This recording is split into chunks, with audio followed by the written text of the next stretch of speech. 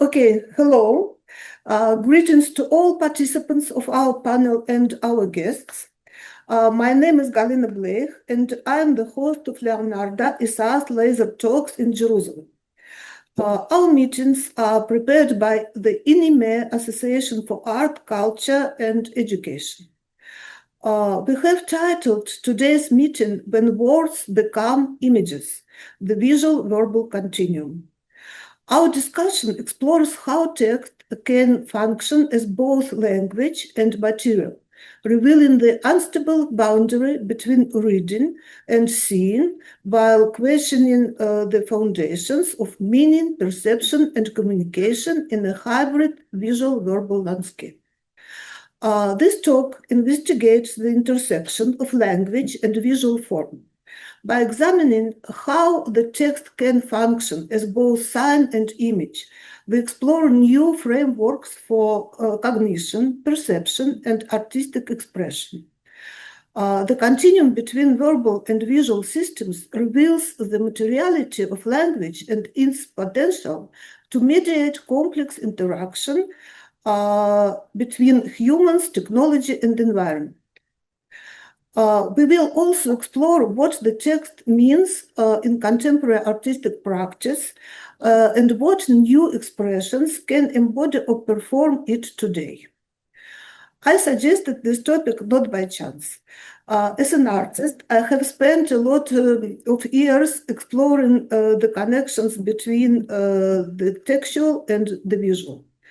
I'm interested in questions such as what is a sign, how do space and time exist within a text, what is the energy of its movement and the direction of its development, and how is the perception of text connected to the act of reading.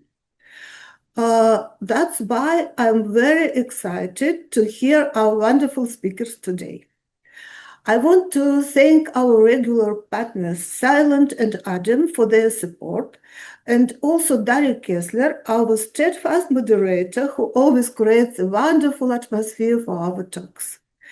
Daria is a cross-disciplinary researcher and artist. She works with human and machine-generated texts, sounds, documentaries, sense, and video art. Daria is interested in using modern technologies and science to spread empathy towards all species. She wants to explore new ways of co-living between technology, human, plants, and animals. Her education is Master of Art and Science, ITMO Russia, Major Studies in Hybrid, Technological, and Bio Art. And now I would like to pass the floor to Daria. Please tell us about our speakers today. Thank you. Thank you, Galina. Thank you for such a lovely introduction. I'm really happy to be here today and to share this moment and to learn a bit more about when words become images. It's a real pleasure to open this conversation, to pass the floor to our first speaker, Nadia Adina Rose. But before that, let me take a moment to introduce her. Nadia Adina Rose is an Israel-based artist and poet. As an artist, Nadia Adina Rose creates textile and multimedia installations that transform the landscape into a deeply personal experience.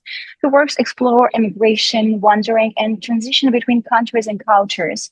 As a poet writing in a language that is not her mother tongue, she reads the environment as a sign in the signals, hieroglyphs, and secret codes meant to transmit information. Thus, her works give rise to forms meant to transmit Thus, her works give rise to forms resembling asemic writing, where text is shaped by intuition. Rose holds a bachelor's degree from the Bleikh Academy of Arts and Design from Jerusalem in 1994, and later she got her master's degree in art education from the Midrash School of Art, Beit Ber Academic College in 2012. Her works have been shown in numerous exhibitions in Israel and around the world, including the Israel Museum in Jerusalem, Ramadan Museum of Israel Art, Wilford Museum, Museum of Palestine Culture, Eretz Israel Museum, and etc. Nadia Adina has won awards both as a creator in the field of plastic arts and as a poet, has published several poetry books. And now, please, the floor is yours. Okay. Maybe I will start my talk with the story of how at age 11 I woke up one November morning and realized I could not speak. I had suddenly started stuttering. For about 2 years, I was silent, like I was in some kind of vipassana. What happens during stuttering? Sound waves, which are essentially intangible for us, crash against the shore of the mouth. There were letters I could not overcome, and I avoided in every way words that started with these letters. They reminded me of branches and tree trunks that fall into the water and block the river. Um, Stuttering means there are words, there is text, but the body blocks them. There is very strong physical connection between word and matter. My installation with unreadable text recreate the trauma. They give viewers the experience of stuttering. It feels like information exists, but the channel of transmission is broken. The trauma of stuttering is losing control over being understood, and unreadable text is taking back control. I create text that can be perceived as the image. It can be perceived as image. This is an attempt to move away from text, which requires articulations, toward image, which can bypass the speech apparatus. And maybe now I open a presentation. This is a work that is somewhere about this. It is called From Mouse to There. In Hebrew, this title is wordplay. From here to there and from mouth to there are written the same way. The difference is only one vowel marking. It's like מפה לשם and מפה לשם. The trees here are placed on a long and narrow horizontal surface and create an impression of forward movement until they run into one another and form a blockage. Maybe Daria will read my poem about the stuttering. Stuttering. Slowly, like a trailer before a film, the days dragged by. Popsicles didn't melt in winter. How old are you, little girl? Age froze too, glued to the lips, muttering herself ahead of me. Sticking out my tongue to a future sparse away from school. I cut snowflakes. I started.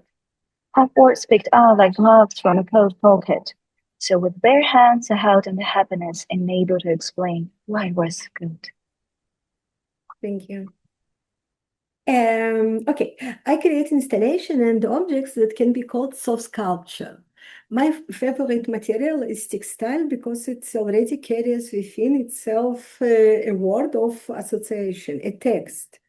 You can talk with it, have a dialogue. Text and the textile have the same meaning. Also, fabric allows me to create both small objects and large installations that offer bodily immersion. I must say that I came to Israel and started learning Hebrew at the age of 22. Then I saw a page with Hebrew text for the first time.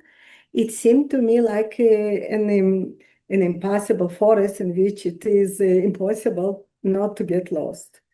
It felt like the visual image of text was something more than meaning. What Derrida called trace presence of absence, kind of archie writing. Well, there were no separate units of meaning, only aesthetic without semantics. For me, it was a second language loss. I learned this new language at an age when you cross consciously from image into text. Then, when I started to understand what was written, the information blocked the graphic visual side of the text. I felt that it is physically impossible to be in both places at once. And it is precisely this boundary that I am interested in exploring and shaking up, making it more flexible. And something I want to say that I want to create the reverse movement to return viewers to a state before reading. If Hebrew developed for me from image to sign, then in my installation, I work from sign to image. This is the experience of adult immigration, a feeling of alienation and at the same time freedom from meaning. The viewer becomes a temporary migrant in my visual language.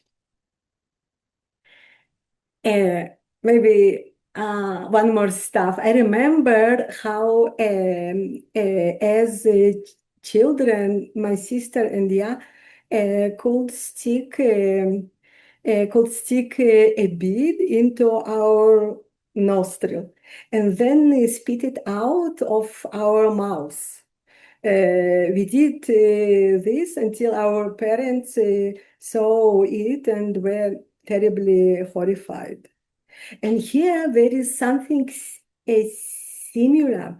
I'm interested in connecting these two perceptions and turning them into communicating vessels. This installation is called I Dreamed of Standing in a Beam of Light, and it was exhibited at the Ramat Gan Museum. So this 10-meter installation consists of 89 stone objects, each attached to the wall and lit with ultra waves light. The arrangement of objects on the wall resembles rows of a forest and at the same time lines of text.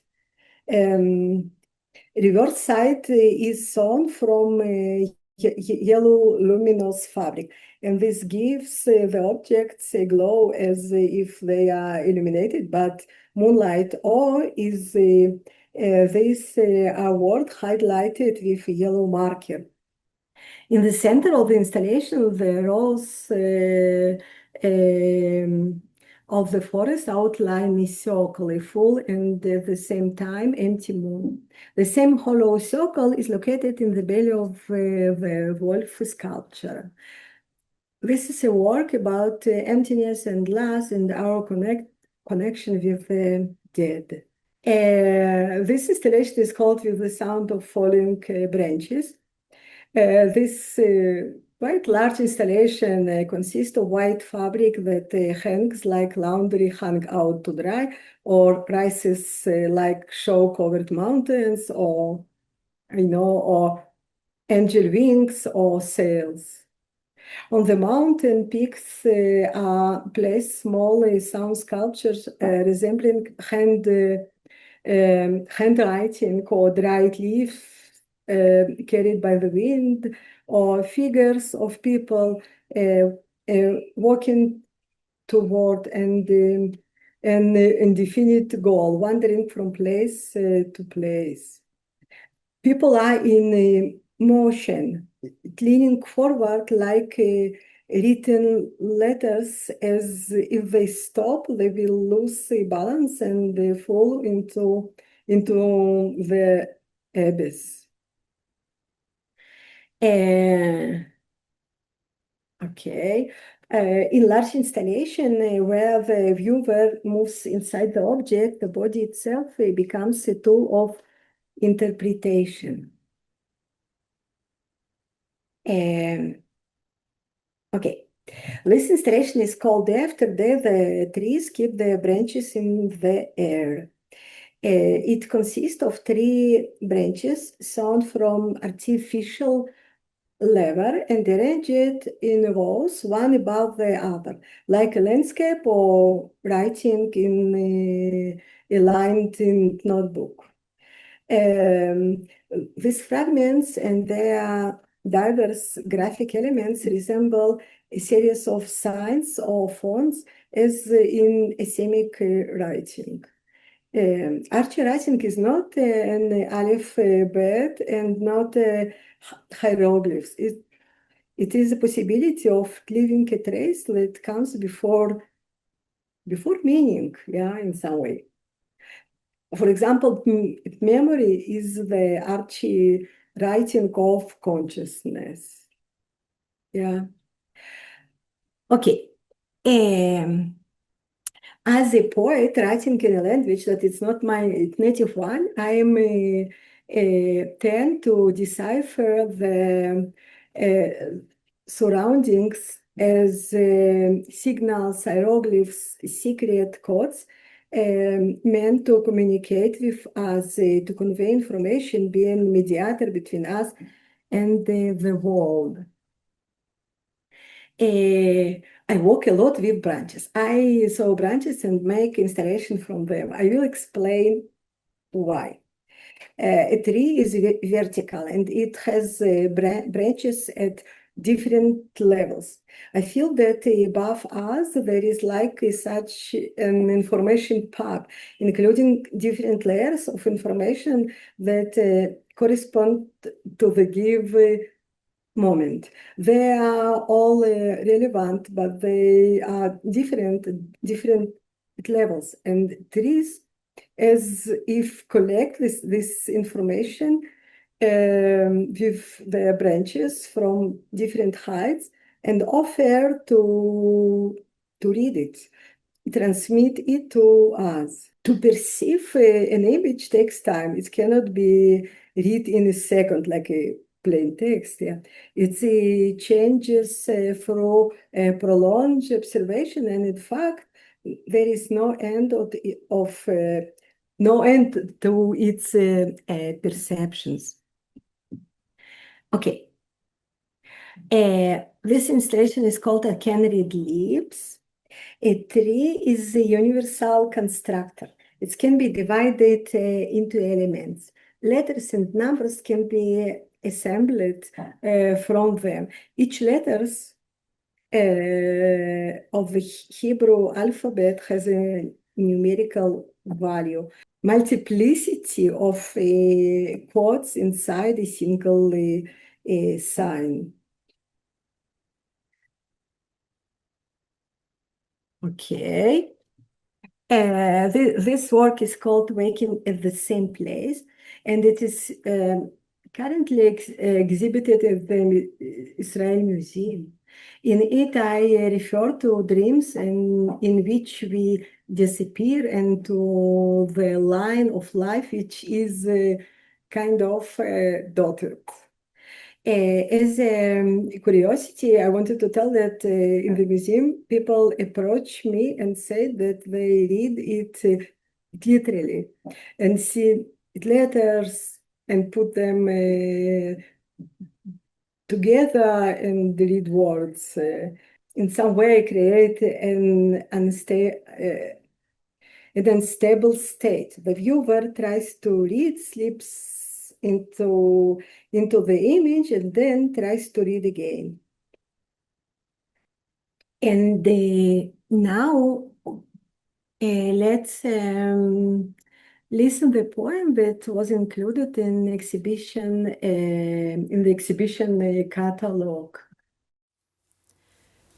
The rain cleans the windows, sets them on its nose, and prepares to weed. What for? This winter I won't be writing. I get into bed, a bookmark between blanket and sheet, and wake up in the same place. Words descend, tourists getting off the bus. They take an interest in events, dates, and names. They throw coins into the local fountain, promise to return and travel on. Then everyone is sleeping, even the house stays home. It breathes through the roof, gutter, snorkel, picks up the coins, murmurs and mutters. My body stretches out to the dream seal, slides back like a hood. Okay. Okay. I made this work for an artist book exhibition in Delhi. The work consists of 3 branches sewn from dark blue velvet that emerge from the wall. On their tips are placed typographic letters from an old Jerusalem print shop, forming the word Sof. The word Sof means an end that immediately transition into the beginning of something new, like a circle in which each point is simultaneously both an end and the beginning. The branches as if print this world in the air, fixing each moment as simultaneously the last and the first. In this work, the viewer becomes the one on whom the text is written and who is transformed through this writing. According to Kabbalah, the creation of the world took place through the letters. Okay. The word because is the name of interactive installation. This is an exhibition curated by Shir Meller-Yamaguchi at the Research Museum, who is also our speaker today. I'm very happy. It is about poetry and about what poetry is. I wanted to show that poetry speaks about things that have no verbal definition, about the emptiness we try to escape, which is also part of us, and around which we exist, even we don't call it by name. In this installation, I wanted to return the viewer to the state before reading, to how text appears to someone who cannot read, to how language can feel both familiar and foreign at the same time, and to how writing is sensed inside the body, how one can bypass the speech apparatus and speak without pronouncing. At the entrance hang white fabric resembling scrolls. On their surface, a calligraphy of shadows appears and video projected lines of a poem move slowly across them. Animated hybrid creatures resembling birds, musical notes, or mysterious letters move along with the text. To enter the exhibition space, the viewer must pass between the fabric as if walking through the lines, and finds themselves inside the poem itself, on the other side of the page. From the walls emerge dozens of creatures like a flock of birds. Birds sink into the space. The objects are parallel to the lines of the poem and in a way become lines of the text themselves. The viewer literally find themselves inside the text. At times, the text flows from left to right, and at others from right to left, as in Hebrew. Maurice Merleau-Ponty wrote that perception is not a passive reception of images, but an active exploration through the body. This exhibition. Through words, a person tries to tame the wild and unknowable reality, to bring order to chaos, to create an illusion of knowledge. These objects seem to belong to a pre-linguistic way of perceiving the world.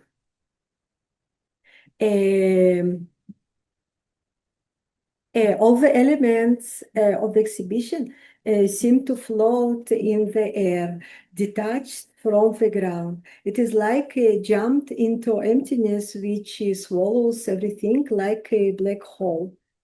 At the same time, this emptiness encourages us to search beyond the limits of verbal understanding.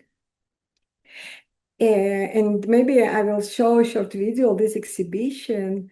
In it, I will read actually in original text, an original text of the poem in Hebrew. And I asked Daria to read the English translation. And thank you very much for your attention. This is a poem.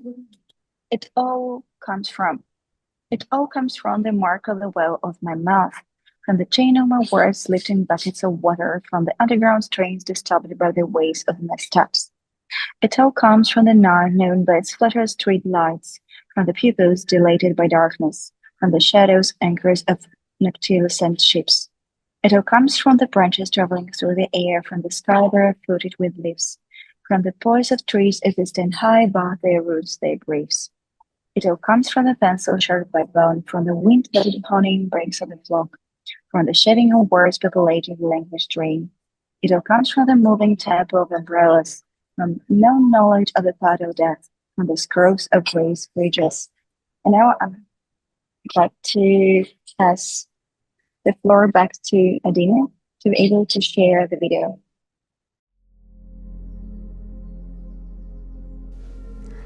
בגלל האפילה בבאר הפה, בגלל שרשראות מילים המעלות דלאי מים, בגלל מי תהום החבויים מתחת לרגליים,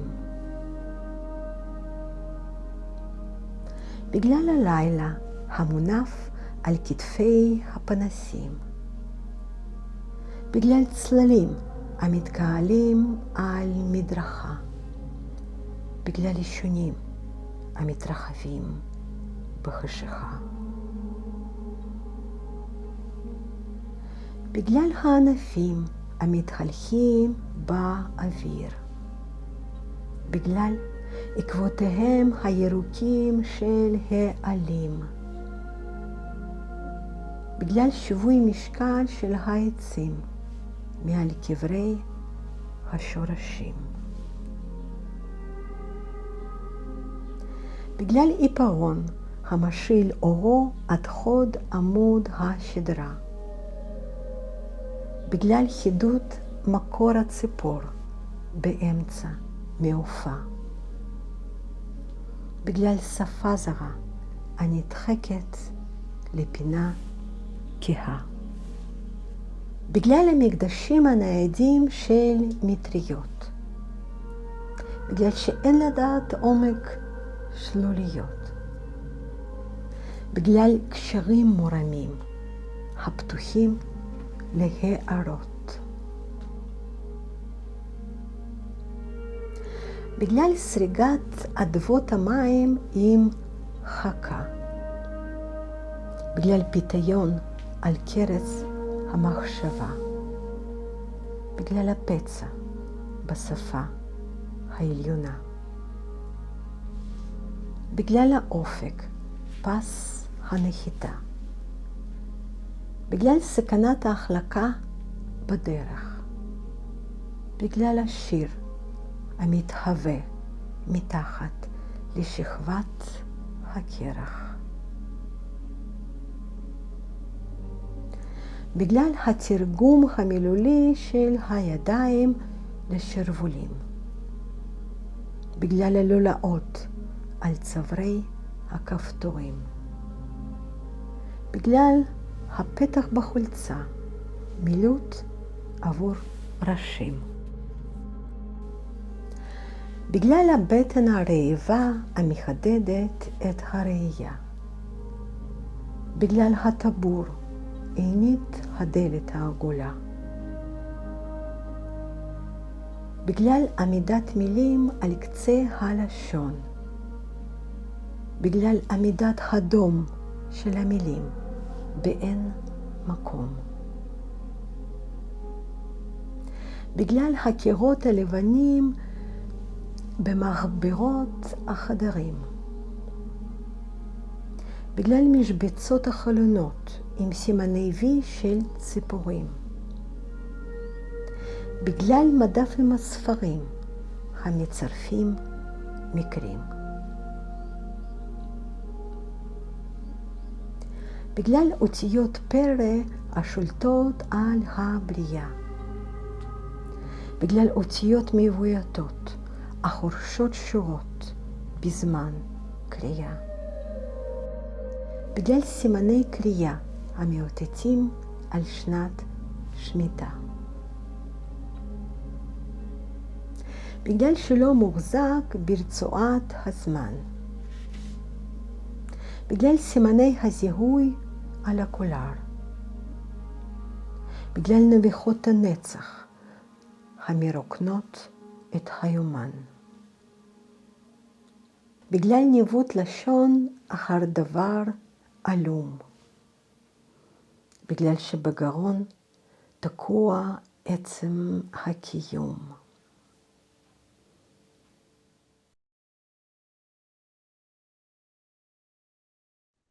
Thank you.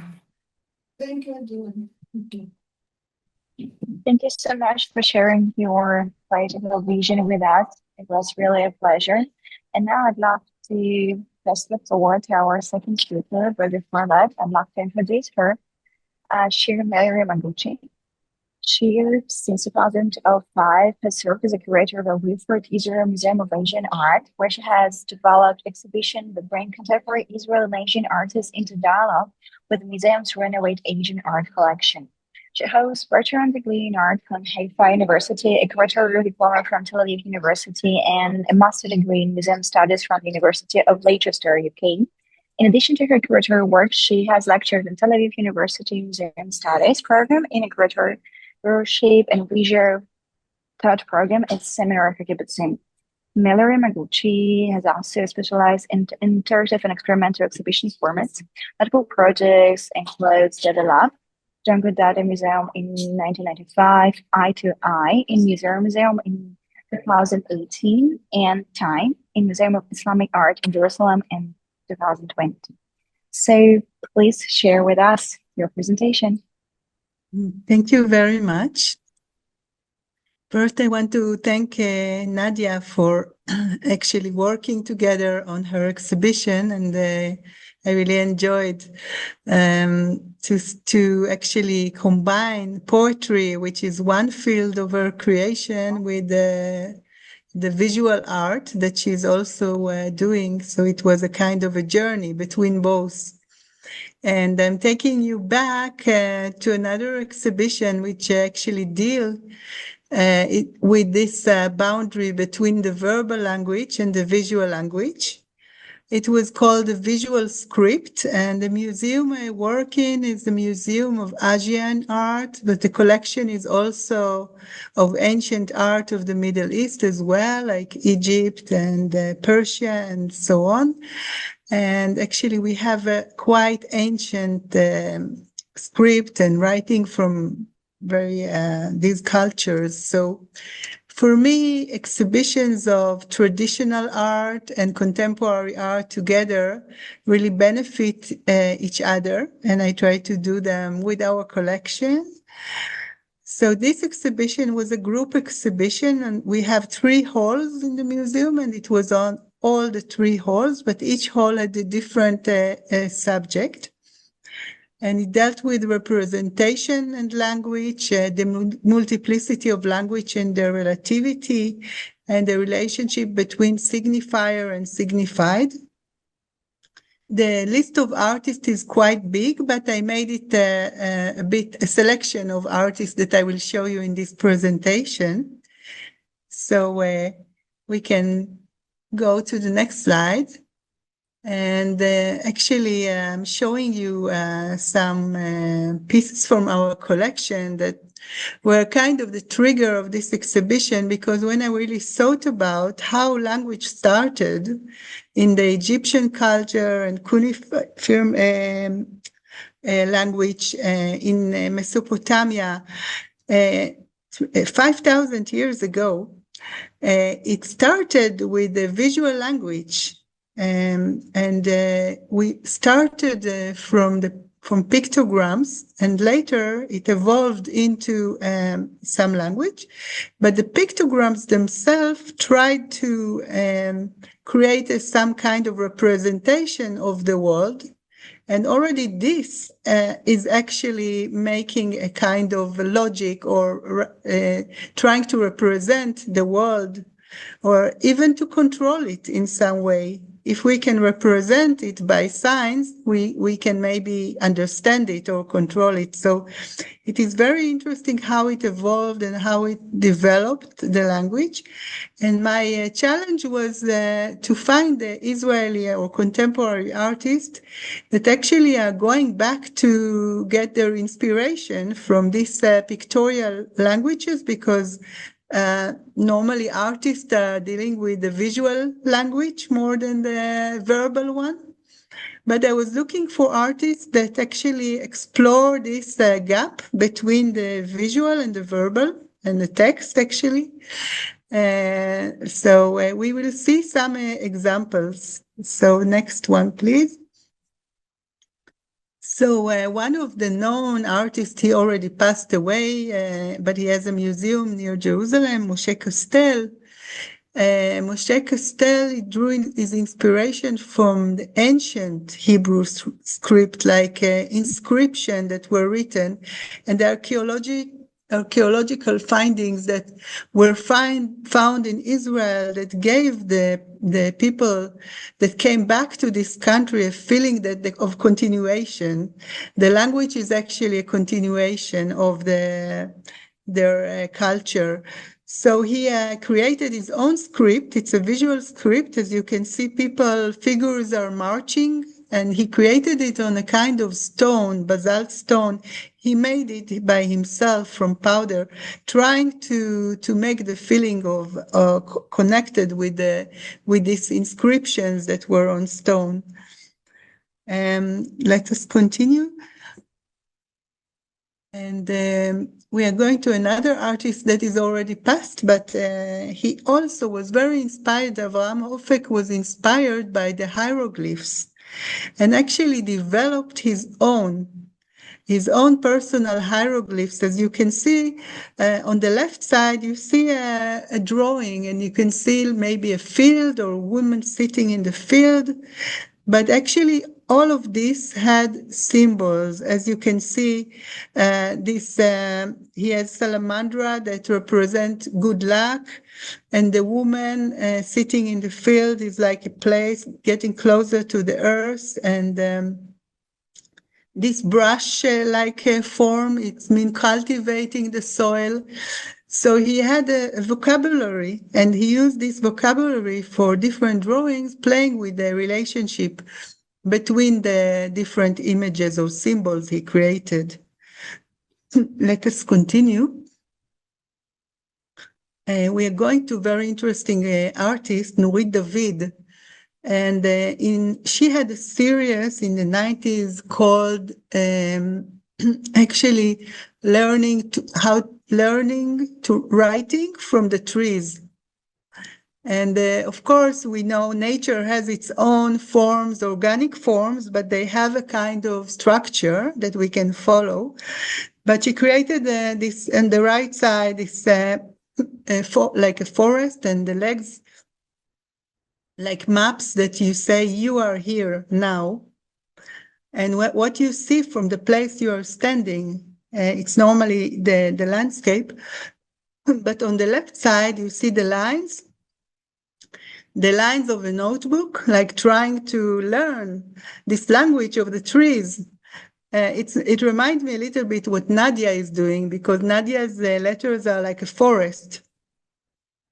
But you cannot really manipulate the trees. They have their own language and they grow the way they want. So it's a kind of maybe a parody of how, or a paradox of how we try to understand and then maybe to manipulate or control reality, but we are actually unable to do it. It has its own rules. So let us see more another example. Yes, our museum is multicultural. We also have in the collection calligraphy in Arabic from the Islam collection of bowls, and next to it I chose Anissa Ashkar, which many of you maybe know. She's doing calligraphy, Arabic calligraphy, which is very beautiful, but drawing it on her face as a canvas. And every day she chooses another phrase or another sentence or poem to represent her feeling in this day. So actually, when she's going out to the world, she's becoming a script. And in the Muslim culture, it's not allowed to use a figurative, like in the Jewish tradition, but actually she's a figure. So she's carrying on her face the calligraphy, which is so interesting, and becoming what she represents, and also the freedom and independence of her to choose what she wants to represent on her face every day. So let us see a next room. This is just a small choice selection from the first room. And I'm showing you next room that was actually dealing with handwriting. And handwriting, as we know, becoming now, especially now, more and more rare. Do we see people's handwriting? Do we know our own handwriting? We are actually using more and more the computer, and everyone's writing is actually the same, except of the style, but the letters themselves don't really represent our character. You remember there was a graphology that you could understand who you are according to your handwriting, because handwriting is really representing your character, the way you write the same letter. Every person has his own handwriting. So I was interested in this subject of handwriting and how artists are using this idea visually, spacing, sequence, flow, and so on. And Chinese or Japanese letters, as you know, calligraphy in Japanese or in Chinese was really starting from a very formal way and developed into a very expressive way. And even some of the Chinese or Japanese cannot read them anymore. But it has its beauty of the line and the beauty of the expression. And in Japanese, the way shodo, it means the way of the brush or the way of the painting or drawing or writing is the same. Writing and painting is the same because you used to draw the letters with the brush. So you painted the letters actually, and you can do it with your breathing and reflect on your energy when you're doing it. So let us go to see some artists of this hall. Yael Balaban. She's developed a very unique handwriting with a rapidograph. It's a spiral one. All her art is made from these spirals, like a DNA, that every creature is created by in a kind of organic forms, and then developed this kind of handwriting into all her artwork.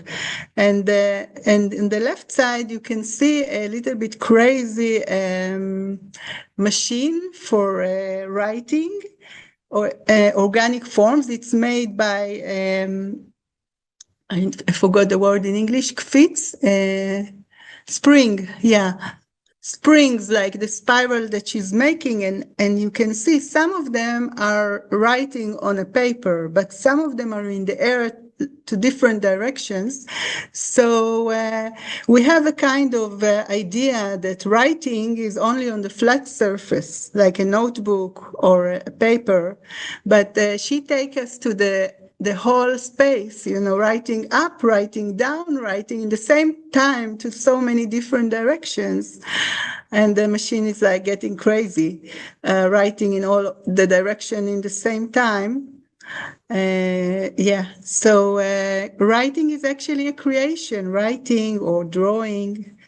So let us continue to the next one. Avivit Balas Barnes.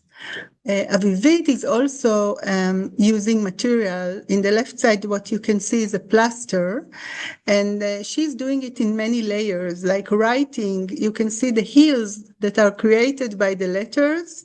It's a kind of a diary, but she doesn't want us to understand or read it. So she's covering and uncovering and using pastels, so you can see some layers that were hidden underneath. And actually, as we know, diary, every day we are writing or feeling something else. So there are like layers of writing that were from maybe yesterday or today or tomorrow, layers of time. Writing is also time.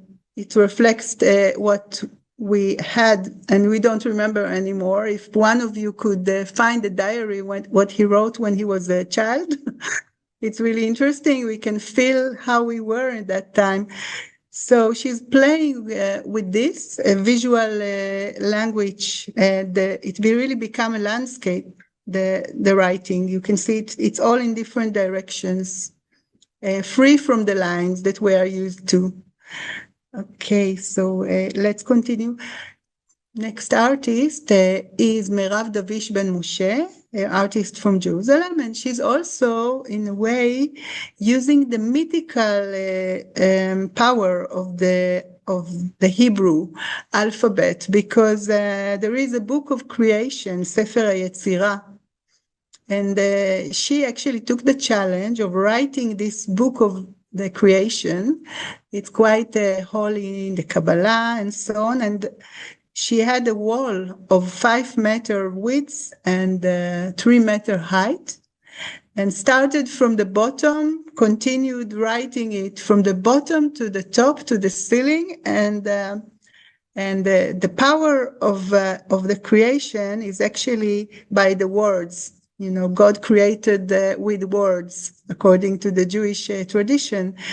So she started with the bottom. It's like a very materialistic, or the ground, and going up until the sky, building her ladder with the letters, slowly. And you see that they overlap each other. Some of them are covering each other. It's not exactly like written very clearly. You can't really read it, but it has the meaning of starting from the bottom and climbing up from the material to the spiritual. And that's what actually language does. It's a bridge between the concrete world that we feel with all our senses to our abstract world of perception and understanding. And that's the journey she did. Let us go on. Avishai Eyal was playing, actually experimenting, creating and inventing his many kind of languages in different imaginary handwriting. Each language has its own rhythm, its own forms.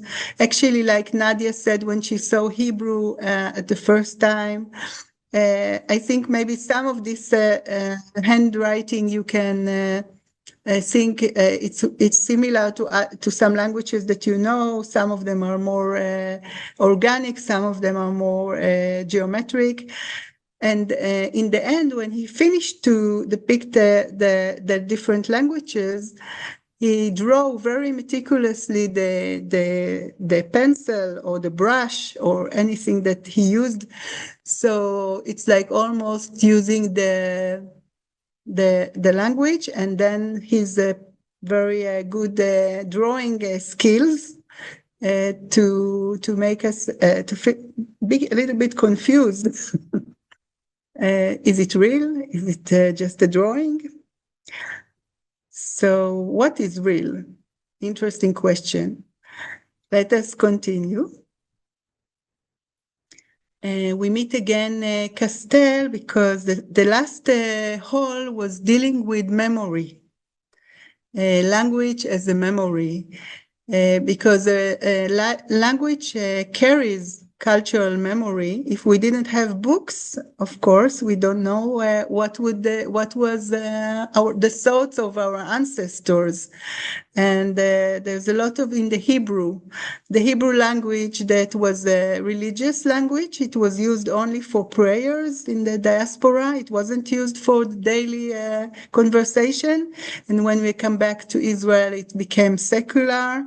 So the Hebrew language that was found in the Dead Sea Scrolls, and these works created by Kesler, as you can see here, are very free, much more free than the one we saw before.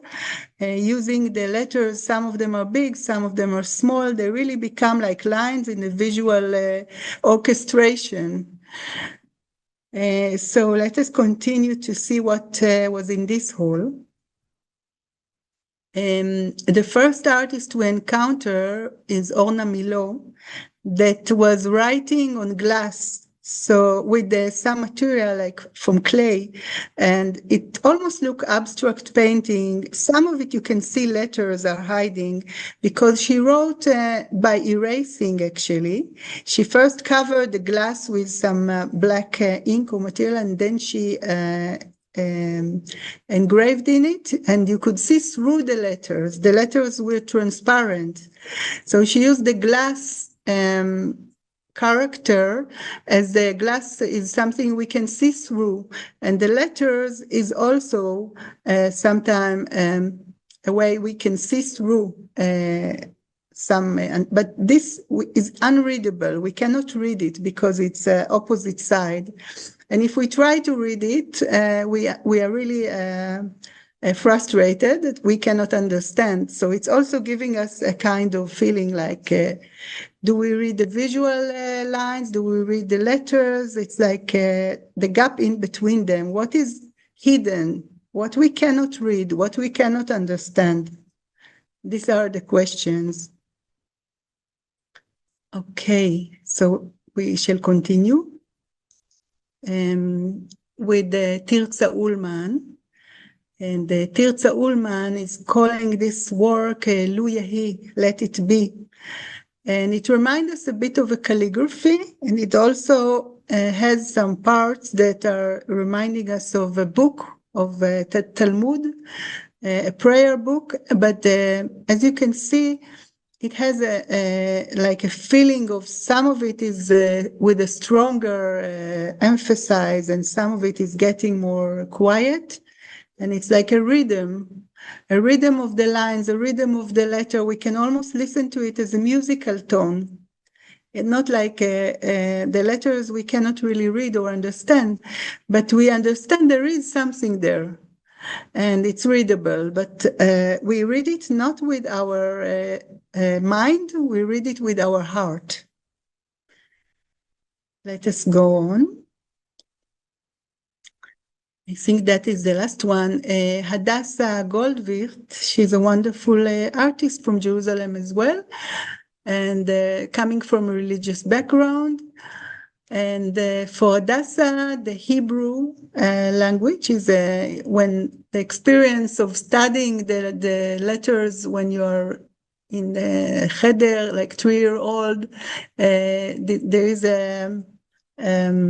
is a way like licking the letters from honey, made from honey.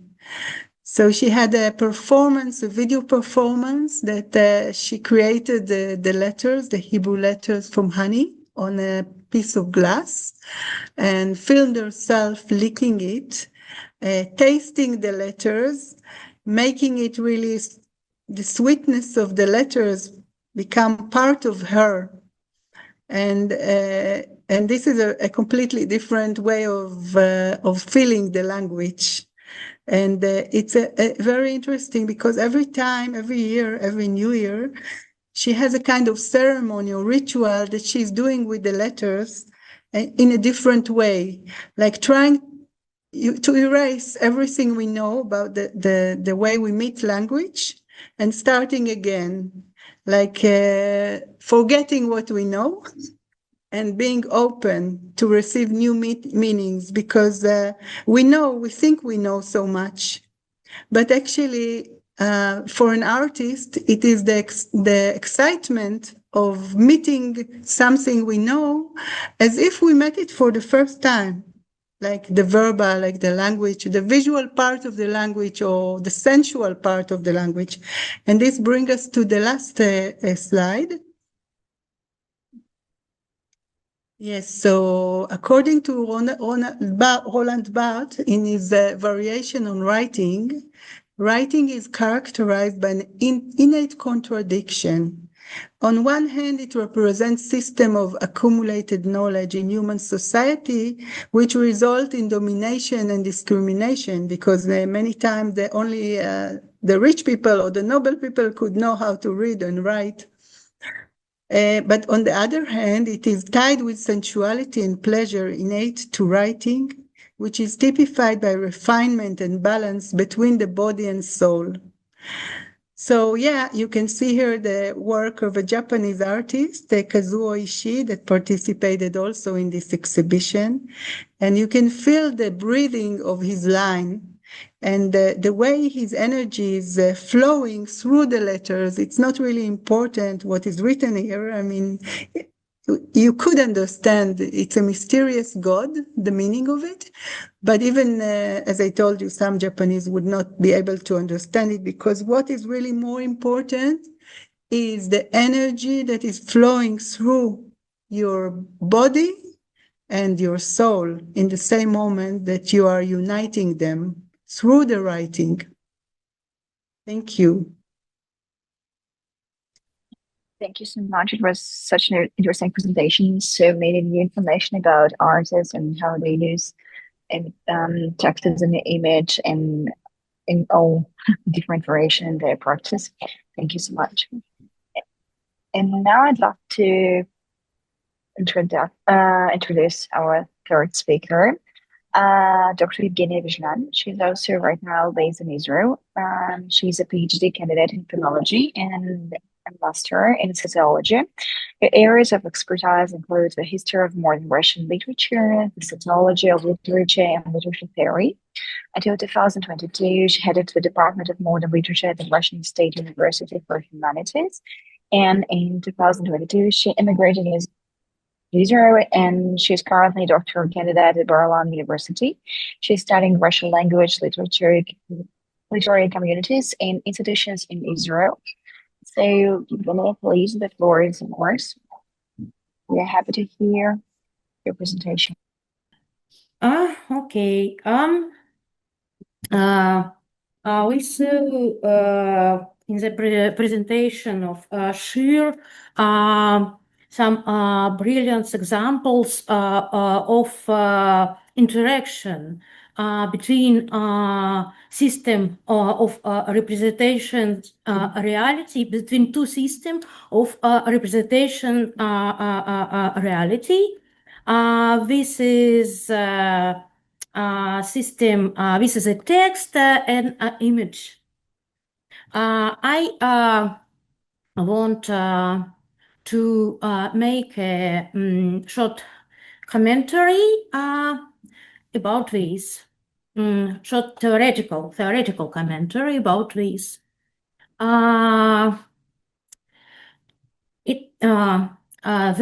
interaction between these systems of representing reality has long existed. For artists, letters, hieroglyphs, and other written symbols often become objects of depiction, part of pictorial composition. In this case, the substantive aspect of the sign is reduced. It's reduced and its purely external graphic form takes center stage, like this.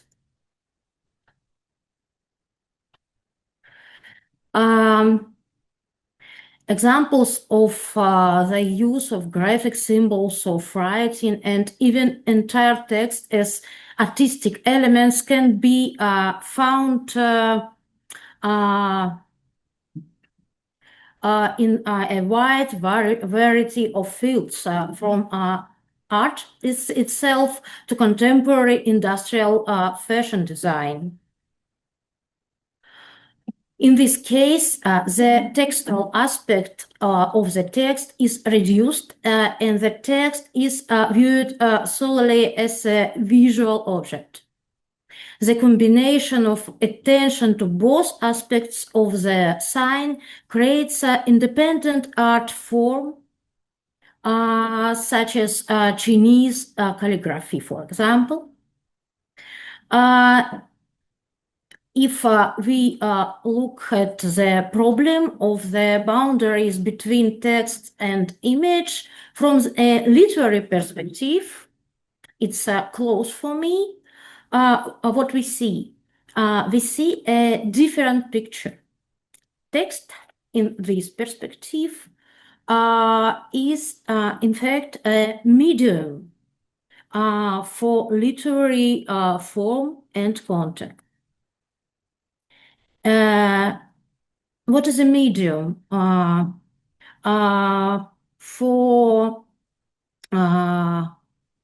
For explain what is a medium, I turn to a theory of Friedrich Kesler, medium theorist. Friedrich Kesler, in his book Optical Media, says that a medium is required to be imperceptible. Its quality is invisibility. The medium determines much, but at the same time veils itself, giving no indication of its existence until the first malfunction. This picture show the malfunction situation of medium's malfunction. We can't to see the film. We see only TV set, only medium itself. Medium is what defines the boundary of human perception, and therapy determines its properties. By concealing itself, but creating the reality of illusion or simulation, like this, it deceives the human senses, but defines them, offering model and metaphor for their representation. For example, Kesler writes that after the invention of alphabetic writing, the clay tablet became a model of human memory. And Freud already has a well-known example of a person recalling their entire life in a moment of danger. In other words, film becomes the model of memory in this moment. Text then is a medium that defines literature outer boundaries. Externally, text is a spatial object, like in this slide. A collection of graphic signs and the unfilled space between them. Then literature, most often poetry, incorporates text into aesthetic play. It itself thus reaches its outer spatial boundaries, drawing closer to the visual arts. This is visual poetry in its experimental and modernist form, descending from Mallarmé and Marcel Brotars. In this picture, we can see the page of poems, Mallarmé poems, Coup de Dé. And this is the way that Mallarmé transformed the poetry space of the poetry text. And this is a work of Marcel Brotars. This is a meta-poetic work. In this work, Marcel Brotars working these letters and these images. This reasoning leads us to the thesis that the order of our senses and are determined by accessible media, which belong to the realm of the intangible and emerge from the shadows only when they are included in the game or then they malfunction. But there is a third situation, the assimilation of new media. The threshold of this assimilation is the threshold between perceiving media as an attraction and its invisibility as an everyday tool. Like a mobile telephone. Okay. Therefore, a contemporary discussion of art at the boundaries cannot do without considering the media context of both literature and the visual arts. The contemporary poet, unlike their predecessors, has no difficulty recording or publishing their texts. More often than not, this is a single process, not two separate ones. Many poets use not even a word processor file to create their poetry, but a social media windows. For example, like Facebook or Telegram. The text is written directly there and immediately published. In this, also immediately read by everyone who has seen it. To reach a reader this way, there is no need to undergo professional selection by a sophisticated poetry community. This is strict evaluation criteria. This method of poetic communication lowers the barrier to entry into poetry and diminishes the importance of expert evaluation. All stages of the text process occur digitally, bypassing the physical stage of graphic writing, creating a paper draft and working on it. For the recipient, the poetic text also becomes part of the doom-scrolling information.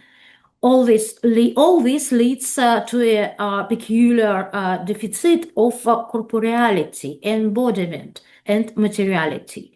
This deficit is felt even by those poets who want professionalization, creating their poem in a graphic editor file and then submitting the file to a professional journal or publishing a book with a professional publisher.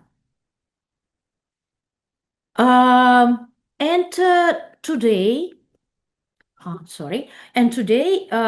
this lack of embodiment caused by the nature of the medium that compels authors to cross the boundary between the literary and the visual into a realm of old media. I found confirmation of this thesis in the field of Russian language visual poetry. The poet Daria creates her work on a typewriter. She explained her choice thus. Typing on a typewriter is a way to resist the infinity that exists behind the screen. This method is very material. You create an artifact that you can touch. Thus, the contemporary poet is forced to reflect on their own mediality and deveil the mediums available to them, and the very method to transponding their semantic intuition between mediums becomes an inherent order of feeling. Thus, the poet becomes an actor and subject of an endless intermediate transgression. And now, looking at Adina's project, for example, we see that this is a very good case with them.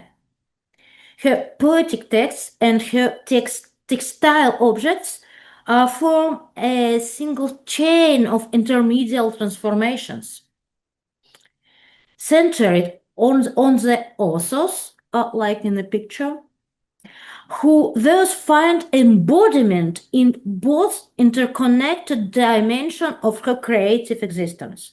Her poetry, which she began writing in adulthood, is a way to experience herself, publishing an initiality foreign language of its limits, the ultimate tension at the very core of identity.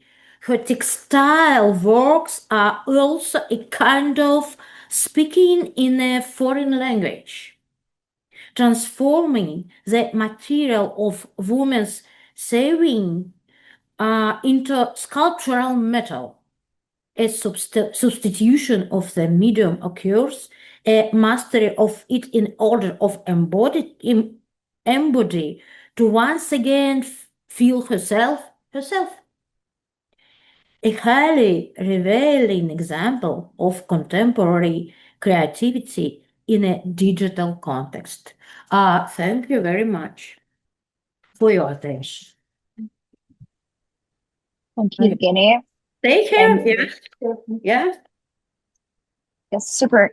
And now I think we can move to our next section, question and answer. And I'd love to start with our first question to Nadia Adina. Nadia, come here. Okay. No. Okay. Thank you. I'm here near me. Yeah. Yeah, we can probably see all our speakers. So, please, could you share with us why, when you decide to write poetry, you choose Hebrew as a main language for your creative expression, not your, for example, your native language? Could you share with us some, I don't know, insight, something from your inner feelings, intuition, experience about choosing the language for your poetry? Wow. Okay,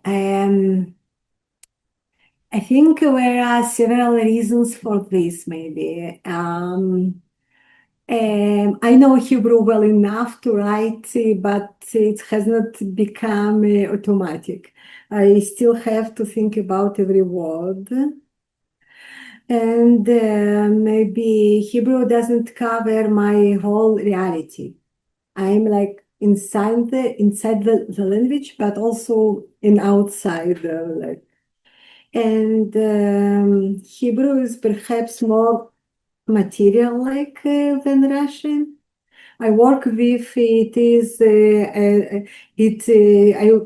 I work with it as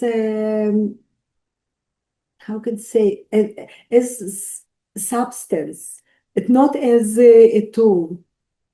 And I feel it has a material resistance for me, yeah, and I like it.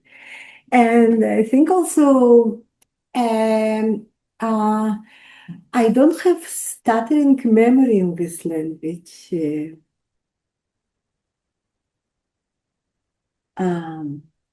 Like this. Thank you so much. It sounds very interesting, and there is a lot to think about. And now I'd love to ask a question to Shir. Shir, please. From your perspective, could you please share with us, in your opinion, what was the reason for this brilliant artists which work and you shared with us? What were their reasons why they were attracted to the visual aspect of writing? When you were like looking for them doing your research, how you were, just I'd love to ask you to share how you were understanding that this is like the right artist, and how you were understanding and seeing his reason to create in the way you were using the text as a visual in his visual aspect. So language has a kind of rationality in it, and try a kind of system that has it's even controlling our mind, our thoughts, because we use language to express ourselves and to write. And by using language in a very creative way, innovative way, to express through language something that is beyond language.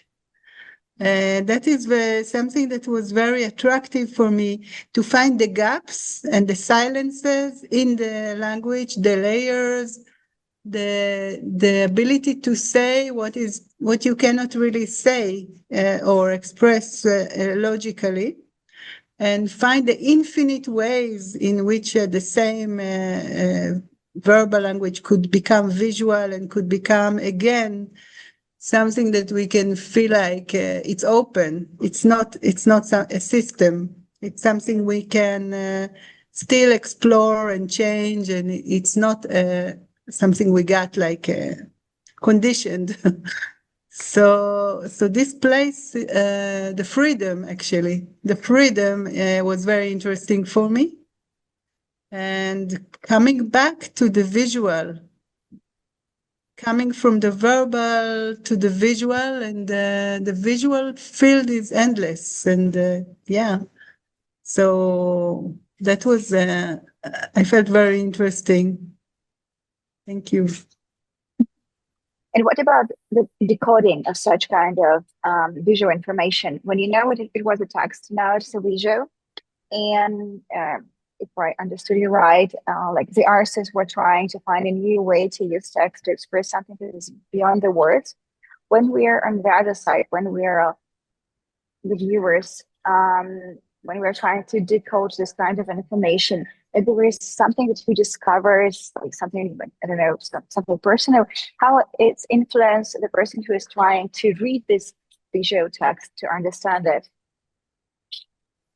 It's a kind of revolutionary, I think, because it's bringing us to a place that we have language, but we cannot really understand it. And it creates a lot of question marks. And I think that one of the tasks of art is to make us think outside of the comfort zone and to bring us to places that we haven't been there before. And so exploring and becoming curious like a little child, if we can go back to this stage before we learned how to read and when we just experienced the world. So it's creating a paradox because we have language, but it's not readable.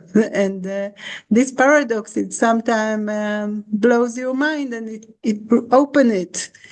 I think that art, one of the purposes is to open our mind and to open our heart as well.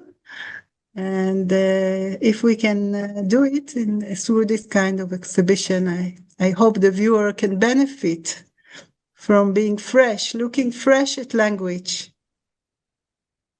Yeah, thank you. Thank you so much. And now the question to Evgeniya, it's also about something fresh and new. It's about social media and how it's changing the text which we see. So from your perspective, from your point of view, when we see text on social media while scrolling or doom scrolling, as you mentioned, does it still carry the function of a literary text, or it's more visual, a single thing to us? Could you please elaborate and share your thoughts about that? I think that it depends. Because exists the different practice to use this text.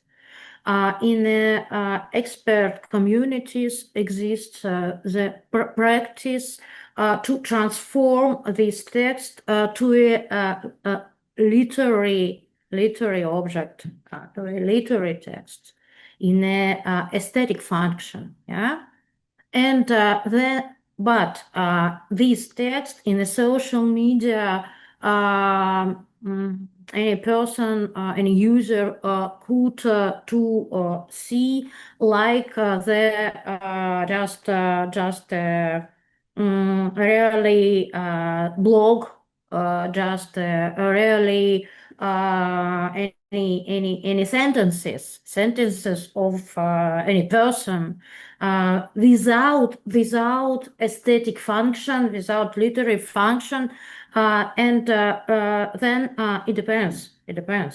But this is a very interesting question, yes, of contemporary literary studies, for example. Thank you so much for answers. As I understood, there is a lot of new coming things about text and how we perceive it are coming to our reality due to technologies and due to artworks, which are changing and giving us the fresh view on text and on its function. And I'm happy to be here today. Thank you so much. Thank you, Shir. Thank you, Adina. Thank you, Evgeniya, for sharing with us such an interesting information, such an interesting presentation and project, and for inspiring us to maybe to be more curious about the text, about the words, and which created the world, as we mentioned. Thank you so much. So now I pass the floor to Galina. Galina, thank you. Okay, thank you. And I would like to thank all our speakers for their exceptional contributions. I have thoroughly enjoyed today's presentations. I hope our audience found them equally rewarding. My gratitude also goes to the Leonardo platform for providing this opportunity and for their promotion. Thank you, Daria, for your contribution to our task today. Special thanks to Silent and Adam for their collaboration and support, and personally to Ekaterina Drakunova and Anton Hlabov for their support, technical support. And until we meet again, thank you, bye.